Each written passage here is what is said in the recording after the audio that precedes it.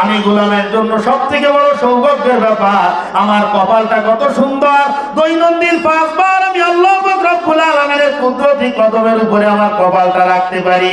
আমার মালিক আমার উপরে কত বড় মেহেরবান, আমার মালিক আমার উপরে কত বড় করুণাময়ী, আমার মালিকের কত বড় দয়া আমার উপরে।